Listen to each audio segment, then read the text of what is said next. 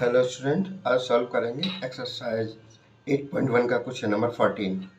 तो देखो रीड कर लेते हैं। मैंने लिखा हुआ है the Fibonacci sequence is defined by. ये फाइबोनैकी सीक्वेंस आपके लिए नया शब्द है, ठीक है ना। इस शब्द को लेके कंफ्यूज ज़्यादा होने की ज़रूरत नहीं है, ठीक है ना।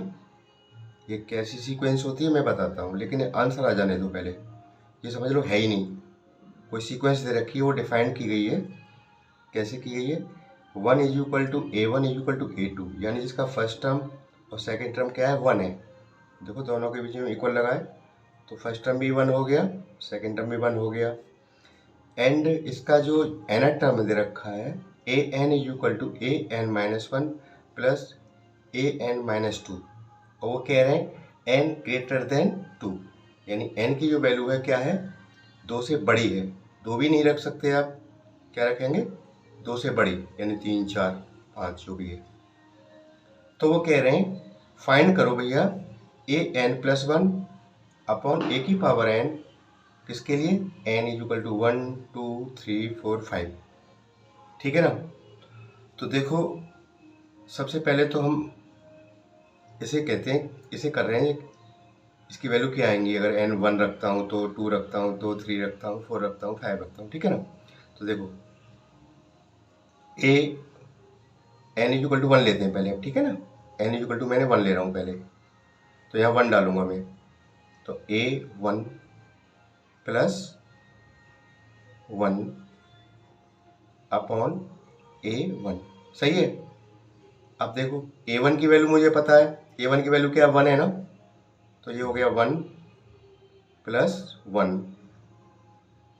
तो A1 की वैल्यू 1 है कि नहीं बताओ, ठीक है ना। देखिएगा फिर से एक बार देख लीजिएगा इसको। n+1 है A अपॉन n+1।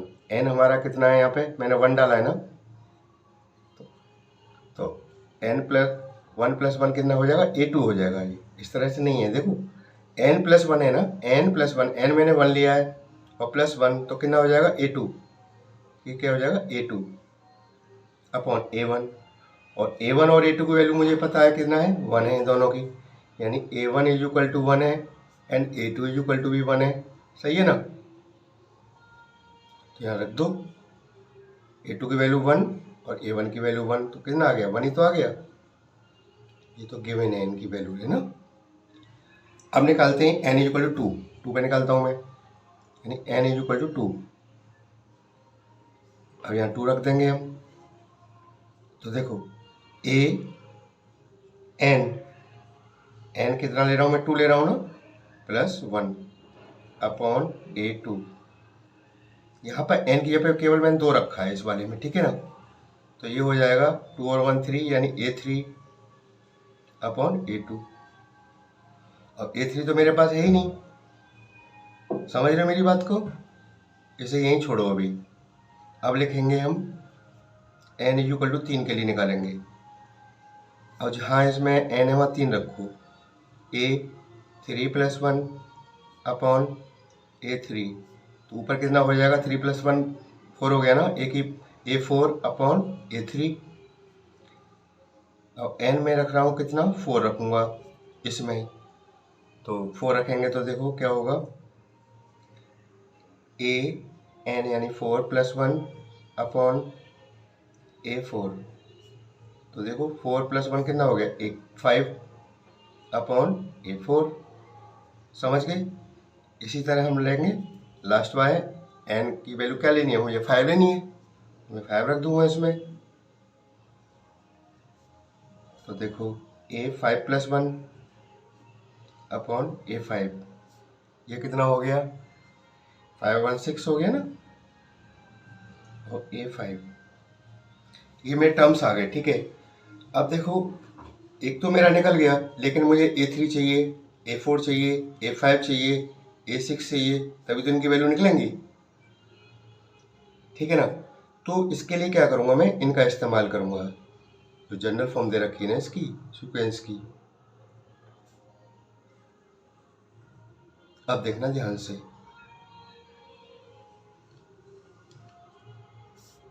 हमें दे रखा है A N is equal to A N minus one plus A N minus two, और वो कह रहे हैं एन की वैल्यू क्या है, 2 से बड़ी लो, यानी 3, यानी A3 निकालूँ मैं।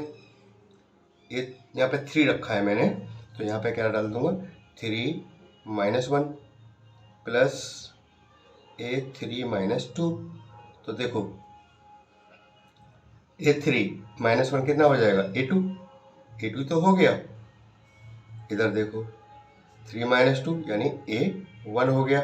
A2 की वैल्यू मुझे पता है, A2 की वैल्यू पता है ना आपको, देखो 1 दे रखी है ना, देखो यहाँ है A2 भी 1 है और A1 भी 1 है, तो 1 प्लस 1 कर दो, 1 प्लस 1 यानी 2। A3 की वैल्यू कितनी आ गई, 2 आ गई, यानी A3 इज इक्वल टू 2। समझ गए। अब मैं निकालूंगा A4, यहाँ पे एन की अब 4 रखना है मेरे को बस, तो A4 डालूंगा तो देखो A4 minus one plus A4 minus two, 4 minus one कितना हो गया 3 हो गया ना, A3, और ये A4 माइनस टू यानी A2। A3 की वैल्यू अब ये भी निकाली है मैंने, 2 है, एंड A2 की वैल्यू तो मुझे पता है, A2 की वैल्यू तो 1 है, कितना हो गया 3, तो A4 की वैल्यू आ गई आपकी। अब मुझे किसकी वैल्यू लेनी है, A5 की तो निकालनी है, देखो यहाँ रखना पड़ेगा तभी तो मेरा 4 टर्म आएगा इसका, तो A5 निकालूंगा मैं।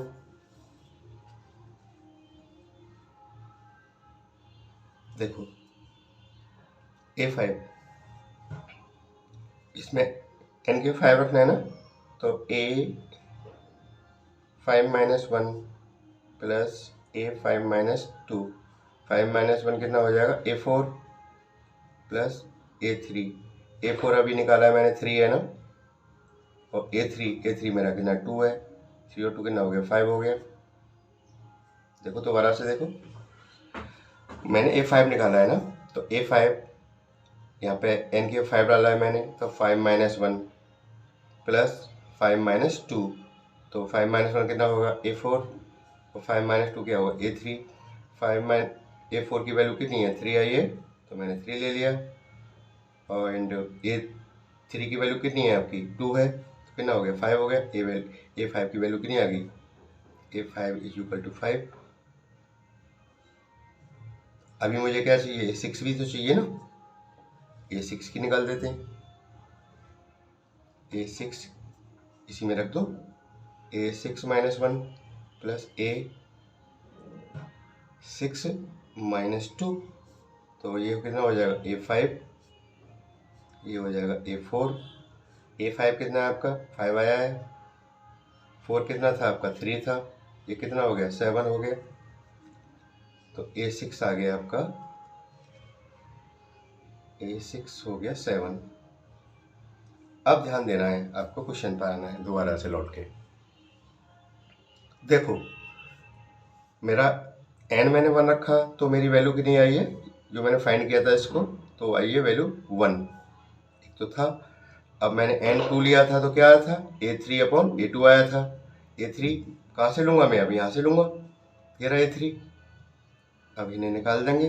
देखो n1 तो मेरा कितना था, वो क्या कहते हैं फर्स्ट टर्म, इसके लिए हमने क्या निकाला था, पहला तो क्या आया था हमारा n इक्वल टू 1 लिया था मैंने, तो मेरा कितना आया था 1। अब n इक्वल टू 2 लिया है हमने, तो देखो कितना आया है, ये आया है A3/A2। अब A3 की वैल्यू यहाँ से ले लेंगे हम, A3 कितना है हमारा 2 है, और A1 कितना है हमारा A2 मेरा 1 है, तो कितना आ गया 2 आ गया। n इक्वल टू, इसी के लिए बात कर रहा हूँ मैं, इसके लिए n क्या लिया मैं 3 ले रहा हूँ। जब 3 मैंने लिया था तो देखो कितना आया था A4/A3, A4/A3, A4 की वैल्यू यहाँ से लूँगा मैं अब 3, और A3 कितना है मेरा, A3 कितना है 2 है, 2 आ गया। समझ रहे हो। अब N4 के लिए कितनी आया थी वैल्यू इसकी, N4 के लिए वैल्यू आई थी ये, देखो N4 के लिए तो आई थी यानी A5/A4। A5 मेरा कितना है 5 है, देखो ये ना। A4 कितना है आपका 3 है, ये आ गया। n = 5 के लिए मैंने क्या निकाला था, ये निकाला था, तो निकाल देंगे। A6 है ना, A6/A5। A6 कितना है मेरा, A6 ये ना 7 आया ना। A5 कितना है 5 है, ठीक है। अब देखो, अब मेरी सारी वैल्यू आ गई, मैं आराम से लिख दूंगा इसको।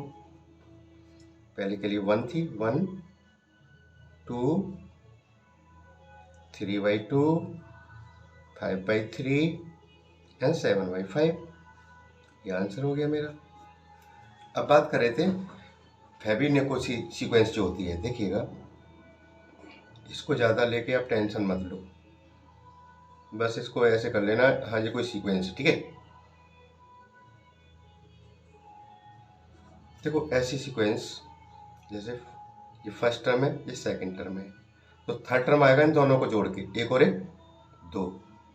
अगला जो टर्म आएगा इन दोनों को जोड़ दो, 2 और 1 3।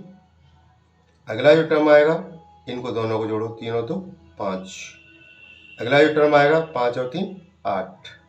अगला जो टर्म आएगा 8 और 5 13। इस तरह से जो सीक्वेंस बनती है वो आपकी कहलाती है फाइबोनेकी सीक्वेंस, ठीक है ना। तो क्वेश्चन हो गया आपका कंप्लीट, ठीक है। Thank you.